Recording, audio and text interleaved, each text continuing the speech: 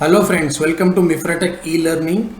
So today I am going to demonstrate one important project called Virtual Keyboard. It's computer vision project. So I'll run this project.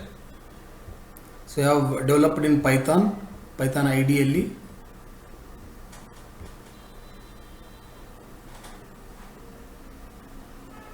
So this frame will open.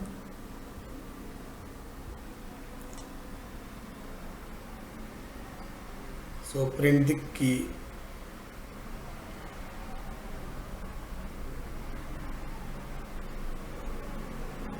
So if you make slowly, it will take single character.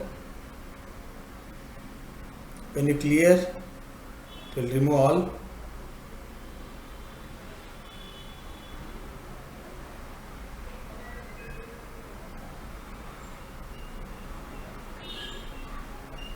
Give some space.